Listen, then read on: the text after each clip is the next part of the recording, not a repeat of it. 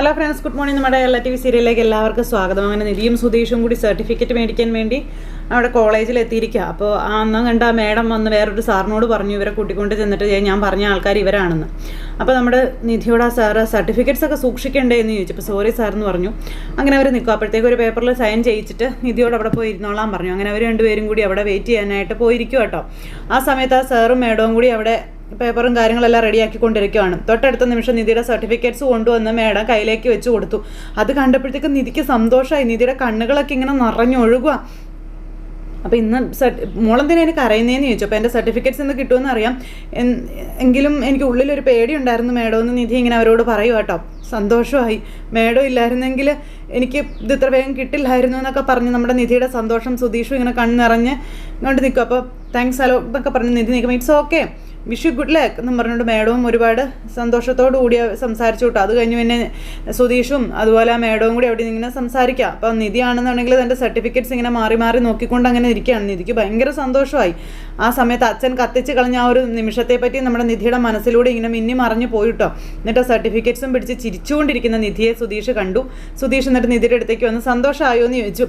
അപ്പോൾ ഇത് നടക്കുമെന്ന് എനിക്ക് വിശ്വാസം ഉണ്ടായിരുന്നില്ല, അവസാനം അത് കയ്യിൽ കിട്ടുമെന്ന് ഞാൻ വിചാരിച്ചില്ല എന്നൊക്കെ പറയുമ്പോൾ ഹേയ് ഇതൊക്കെ ഒരു കാര്യം തന്നെയാണോ എന്ന് സുധീഷ് നിധിയോട് ചോദിക്കും കേട്ടോ. അപ്പോൾ താങ്ക് യു വെരി മച്ച് എന്ന് പറഞ്ഞ് നിധി ഇങ്ങനെ സുധീഷിനോട് താങ്ക് യു പറയട്ടോ. എന്നിട്ട് സുധീഷിന് കൈ കൊടുക്കുന്നു നമ്മുടെ നിധി.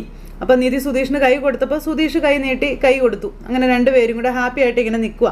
സുധീഷ് പിന്നെ നിധിയെ തന്നെ ഇങ്ങനെ നോക്കി നിൽക്കുക, മതി മറന്ന്. നിധിയാണെങ്കിൽ തൻ്റെ സർട്ടിഫിക്കറ്റ്സും കാര്യങ്ങളെല്ലാം നോക്കിക്കൊണ്ടിരിക്കുന്നു.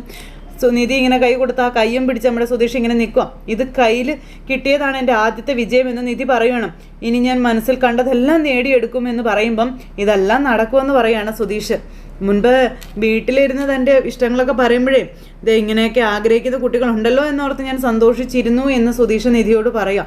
ആ സ്വപ്നങ്ങളെല്ലാം നിറവേറ്റണം, അതെനിക്ക് കാണണമെന്നും സുധീഷ് പറയുമ്പം ഉറപ്പാണെന്ന് നിധി. പിന്നെ നമുക്ക് പോയാലോ എന്ന് ചോദിച്ചു.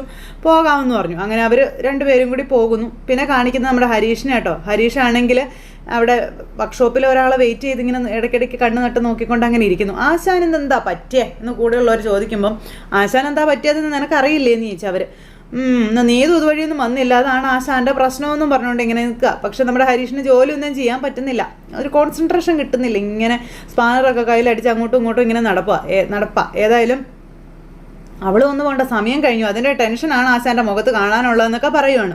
എടാ ഇനി ടെൻഷൻ അടിച്ചിട്ട് എന്താടാ കാര്യം, പോക്കർത്തരം പറയുമ്പോൾ ഇതൊക്കെ ഓർക്കണ്ടേടാന്ന് ചോദിച്ചു. അത് ശരിയാ എന്നും പറഞ്ഞാൽ അവർ രണ്ടുപേരും കൂടെ ഇതെല്ലാം പറയുവാണ്. ആ സമയത്താണ് നമ്മുടെ നീതു അതുവഴി വരുന്നത്. അതാ ചന്തു വരുന്നുണ്ടടാ, അവൾ വരുന്നുണ്ടാ എന്നും പറഞ്ഞൊക്കെ ഇങ്ങനെ പറയുമ്പോഴത്തേക്ക് നമ്മുടെ ഹരീഷ് പെട്ടെന്ന് ഇങ്ങനെ നോക്കുക കേട്ടോ. ഹരീഷ് നോക്കുമ്പോൾ നീതു അതുവഴി പോകുന്നത് കണ്ടു. നീതുവിനെ കണ്ടപ്പോഴത്തേക്ക് നമ്മുടെ ഹരീഷിന് ഭയങ്കര സന്തോഷം. പക്ഷെ നീതു ഈ പരിസരത്തേക്ക് പോലും നോക്കുന്നില്ല. ആ അപ്പുറ സൈഡ് മാറി ഫോൺ എടുത്ത് ചെവിയിൽ വെച്ചുകൊണ്ട് ഇങ്ങനെ പോരുക. പറയടി എന്താടി എന്നൊക്കെ ചോദിച്ചിങ്ങനെ. അപ്പോൾ അവൾ മനഃപൂർവ്വം അങ്ങനെ പോയതാണെന്ന് ഇവർക്ക് മനസ്സിലായി. ഹരീഷ് അന്നേരം ഇങ്ങനെ എത്തി വലിഞ്ഞ് നീതുവിനെ തന്നെ നോക്കുക. എടാ ചന്തു, അവൾ നമ്മൾ കാണാൻ വേണ്ടിയിട്ടാ അവിടെ നിന്ന് സംസാരിക്കുന്നേ, ഇത്ര ശബ്ദം ഉണ്ടാക്കിയിട്ട് തിരിഞ്ഞു നോക്കുന്നുണ്ടോന്ന് നോക്കിയേ എന്നൊക്കെ പറഞ്ഞുകൊണ്ട് ഹരീഷ്. അപ്പോൾ ആത്മാഭിമാനമുള്ള പെൺകുട്ടിയല്ലേ ഹരീഷ് ഏട്ടാ, ആശാനും ഉണ്ട് ദുരഭിമാനം, അതുകൊണ്ടാണല്ലോ പോക്കർത്തരം കാണിച്ചിട്ടും ആ പെൺകുട്ടിയുടെ മുന്നിൽ പോയി സംസാരിക്കാതെ ഇവിടെ കിടന്ന് തക്കട പരിപാടി കാണിച്ചിട്ട് വല്ല കാര്യമുണ്ടോ എന്നൊക്കെ ചോദിച്ചു. അപ്പോഴേക്കും അവിടെ നിന്ന് സാധനങ്ങളൊക്കെ എടുത്ത് ഓരോരുത്തർക്കിട്ട് എറിയുവാണ് നമ്മുടെ ഹരീഷ്. എടാ ചന്തു പോയി വിളിക്കടാ അവളെ. പിന്നെ ഞാനെന്തിനാ പോയി വിളിക്കുന്നത്, സാറ് തന്നെ ഞാൻ വിളിച്ചാൽ മതി, എന്നെ കിട്ടത്തില്ല എന്ന് പറഞ്ഞു.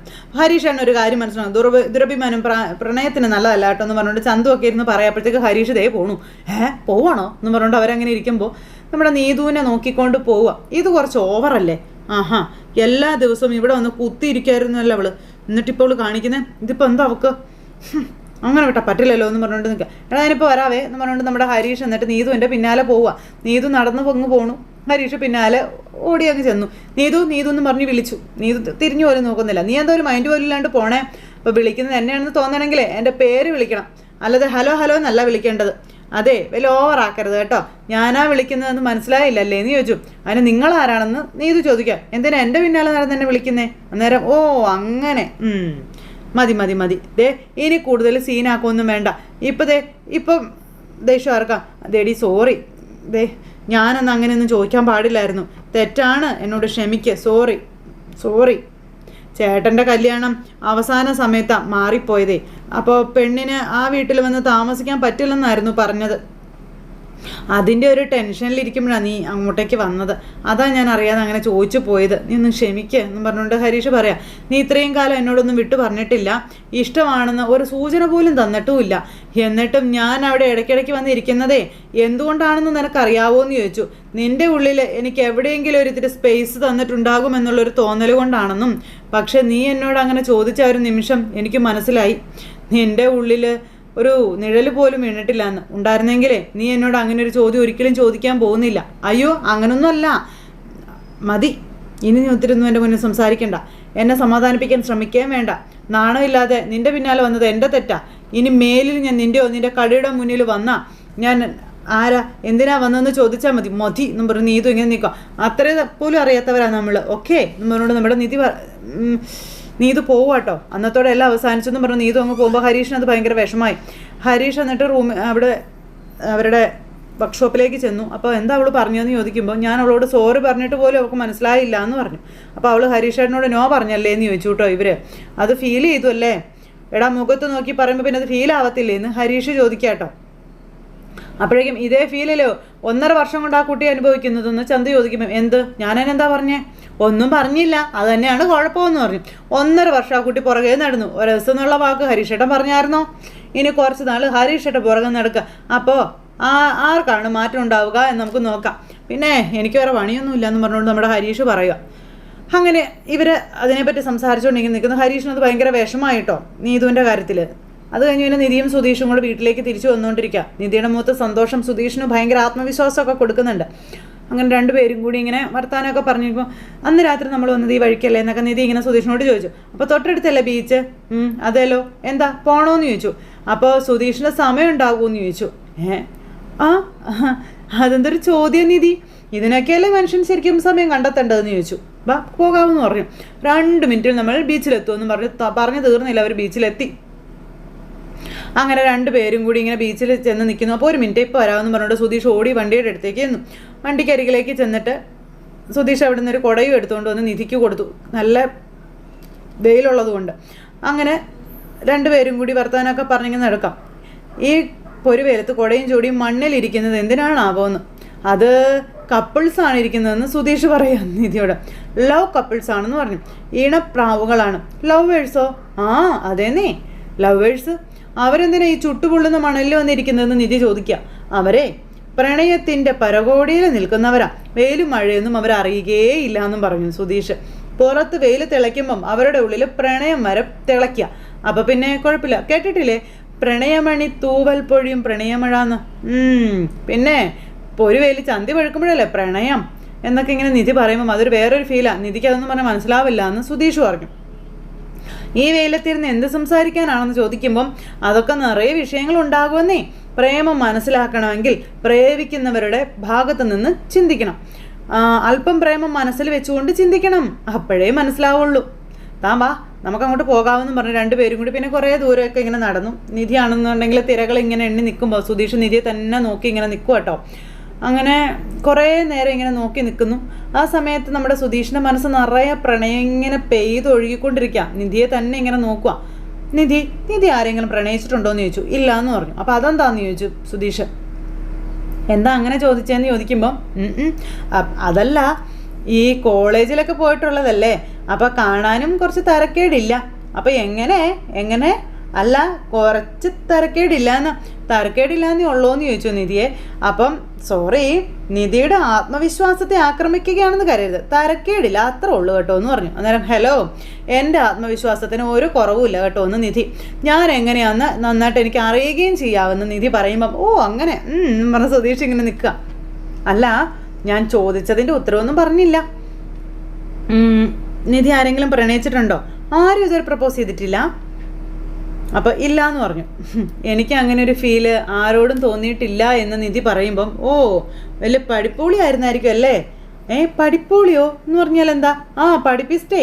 അപ്പോൾ എന്താ സംശയം? ഞാൻ നന്നായിട്ട് പഠിക്കുമായിരുന്നു. അപ്പോൾ വെറുതെയാണ് എനിക്ക് മെഡൽ കിട്ടിയെന്ന് ചോദിച്ചപ്പം അങ്ങനെയുള്ള പെൺപിള്ളേരെ ആരെങ്കിലുമൊക്കെ തിരിഞ്ഞ് നോക്കുമെന്ന് ചോദിക്കുമ്പോൾ ഹലോ, നിങ്ങളെന്താ ഭയങ്കര കാമുകനായിരുന്നു എന്ന് നിധി ചോദിച്ചപ്പം കോളേജിൽ പഠിക്കുമ്പോൾ പ്രപ്പോസൽ തട്ടിയിട്ട് എനിക്ക് നടക്കാൻ പറ്റത്തില്ലായിരുന്നു എന്ന് നമ്മുടെ സുധീഷ് പറഞ്ഞപ്പോഴത്തേക്ക് നിധി ഒരൊറ്റ ചിരിയായിരുന്നു, നിന്ന് പൊട്ടിച്ചിരിക്കാൻ തുടങ്ങി. നിധിയുടെ ചിരി കണ്ടപ്പോൾ എന്താന്ന് ചോദിച്ചു സുധീഷ്. കാമുകിമാരെ പേടിച്ച് കോളേജിൻ്റെ പുറകിൽ മതിൽ ചാടി രക്ഷപ്പെടാൻ നോക്കുന്ന നിങ്ങളെന്ന് ഭാവനയിൽ കണ്ടു നോക്കിയതാണെന്നൊക്കെ നമ്മുടെ നിധി പറയുമ്പോൾ എന്നൊക്കെ പറഞ്ഞ് ചിരിച്ചുകൊണ്ട് നിൽക്കുവാണേ. നിങ്ങളെ എനിക്കറിയില്ലേ, നിങ്ങളൊരാളെയും പ്രേമിച്ചിട്ടുണ്ടാവില്ല, അതിന് നിങ്ങൾക്ക് അറിയില്ല എന്ന് പറയുമ്പോൾ ഹലോ താൻ എന്താ എന്നെ പറ്റി വിചാരിച്ച് വെച്ചിരിക്കുന്നേ? ഇപ്പോൾ പറയാമെന്ന് പറഞ്ഞു നിധിയെ. നിങ്ങൾ ഏതെങ്കിലും പെമ്പിള്ളേരെ കണ്ടാൽ ഇളിച്ചു കാട്ടി വളവളാന്ന് കൊഞ്ചാൻ നിന്നിട്ടുണ്ടാവും, വളയ്ക്കാൻ ട്രൈയും ചെയ്തിട്ടുണ്ടാവും, അത്രേ കാണുള്ളൂ എന്ന് പറഞ്ഞു. ഇവളങ്ങനെ എത്ര കൃത്യമായിട്ട് പറയുന്നു എന്ന് സുധീഷ് മനസ്സിൽ അന്നേരം ചിന്തിക്കാം. അത്രയ്ക്ക് കൊച്ചാക്കൊന്നും വേണ്ട, ഈ 7th പഠിക്കുമ്പോഴായിരുന്നു എൻ്റെ ഫസ്റ്റ് ലവ് എന്ന് പറഞ്ഞ് സുധീഷ് ഇങ്ങനെ പറയുമ്പം സുധീഷിനെ പൊളിച്ചടുക്കി കൈ കൊടുത്തു നമ്മുടെ നിധി. പ്രണയത്തെ പറ്റി പറഞ്ഞെടുത്ത് പിന്നെ നിധിയുടെ വർത്തമാനം കേട്ടപ്പോൾ അത് നിർത്തി വെച്ചേക്കാമെന്ന് തന്നെ സുധീഷിന് തോന്നിപ്പോയി. അങ്ങനെ സുധീഷ് എവിടെ തൊട്ടാലും അത് അബദ്ധത്തിൽ അവസാനിക്കുന്നൊരവസ്ഥയായിപ്പോയി. എന്താ, ഒരാളെ തനിക്ക് പ്രണയിക്കണമെങ്കിൽ ഞാൻ വഴി പറഞ്ഞു തരാടോ എന്ന് നമ്മുടെ നിധി പറയുമ്പോൾ വേണ്ട, ആവശ്യം വരുമ്പോൾ വേണം, ഞാൻ ചോദിച്ചോളാം എന്ന് പറഞ്ഞു. അപ്പോഴേക്കും ഒരു ചേട്ടൻ കപ്പലണ്ടി ആയിട്ട് വന്നു. സുധീഷ് 2 പാക്കറ്റ് കപ്പലണ്ടിയൊക്കെ മേടിച്ചു. അങ്ങനെ അവർ 2 കപ്പലണ്ടിയൊക്കെ കുറച്ച് അവിടെ അങ്ങനെ നിൽക്കുകയാണ്. പിന്നെ നികേഷിനെ കണ്ടത് എവിടെയാണെന്നൊക്കെ പറഞ്ഞ് സ്ഥലമൊക്കെ നിധിക്ക് കാണിച്ചു കൊടുക്കുക. അപ്പോൾ ഇതായിരുന്നു നികേഷ് പറഞ്ഞ ബീച്ചല്ലേ എന്നിങ്ങനെ ചോദിച്ചപ്പോൾ ഇത് തന്നെയായിരുന്നു എന്ന് സുധീഷ് പറയുവാണ്. അവൻ ഇപ്പോഴും ശരിക്കും നോർമൽ ആയിട്ടില്ല എന്ന് പറയുമ്പം അത്ര പെട്ടെന്ന് ഓക്കെ ആകുന്ന കാര്യമൊന്നും അല്ലല്ലോ അതിന് സമയം എടുക്കുമെന്ന് സുധീഷ് ഇങ്ങനെ നിധിയോട് പറയുവാണ്. അങ്ങനെ ഇവർ 2 പേരും കൂടി ആ ഒരു കാര്യമൊക്കെ സംസാരിച്ചുകൊണ്ട് ഇങ്ങനെ അവിടെ നിൽക്കുന്നു. ഇതേ സമയത്ത് പിന്നെ നമ്മുടെ സുനന്ദയുടെ കല്യാണ വീട് കല്യാണത്തിനായിട്ട് ഒരുങ്ങുകയാണ്.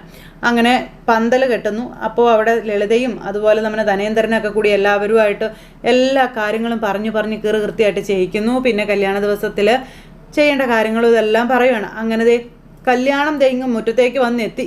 അപ്പോൾ കല്യാണ ഒരുക്കങ്ങളൊക്കെ ഭംഗിയായിട്ട് നടക്കുന്നു. നേരത്തെ എത്തണം കേട്ടോ എന്നൊക്കെ പറഞ്ഞുകൊണ്ട് ആരെയൊക്കെയോ വിളിച്ച് ഇങ്ങനെയൊക്കെ സംസാരിച്ചുകൊണ്ടൊക്കെ ഇങ്ങനെ നിൽക്കുക. അപ്പോൾ ഇതുവഴി ഹരീഷും അതുപോലെ സുഭാഷും കൂടി ഇങ്ങനെ പോകുന്നു. അപ്പോൾ അവർ 2 പേരും കൂടെ പോകുന്നത് കണ്ടപ്പോൾ ഈ ധനേന്ദ്രൻ അവർ പോകുന്നത് കണ്ടു. ധനേന്ദ്രൻ എന്നിട്ട് സംസാരിച്ചുകൊണ്ടിരുന്ന ഫോൺ അങ്ങ് കട്ട് ചെയ്തിട്ട് ഞാൻ വിളിക്കാം കേട്ടോ എന്ന് പറഞ്ഞുകൊണ്ട് ഇവരെ തുറച്ചു നോക്കുക കേട്ടോ. അപ്പോൾ സുഭാഷിനെ കണ്ടപ്പോൾ അയാൾക്ക് ഭയങ്കര കലിപ്പ്. അപ്പോൾ സുനന്ദ അത് ജനലിലൂടെ കണ്ടു ഇവർ 2 പേരും കൂടെ നടന്നു പോകുന്നത്. അപ്പോൾ ഇവർ 2 പേരും ഇങ്ങനെ നോക്കി നിൽക്കും. ആ ഒരു സിറ്റുവേഷനും കാര്യങ്ങളൊക്കെ കാണിച്ചുകൊണ്ട് ഇന്നത്തെ നമ്മുടെ കഥ അവസാനിച്ചു. അപ്പോൾ എല്ലാവരും കാത്തിരുന്ന് കാണണം കേട്ടോ. എല്ലാവർക്കും നല്ലൊരു ദിവസം ആശംസിക്കുകയാണ്. എല്ലാവരും തരുന്ന സപ്പോർട്ടിനും സ്നേഹത്തിനും ഒത്തിരി നന്ദി അറിയിക്കുന്നു. അടുത്ത സൂപ്പർ ഹിറ്റ് കഥയുമായി കാണുന്നത് വരെ എല്ലാവർക്കും നന്ദി. സ്വീകരിക്കാൻ take care, bye bye, Tata.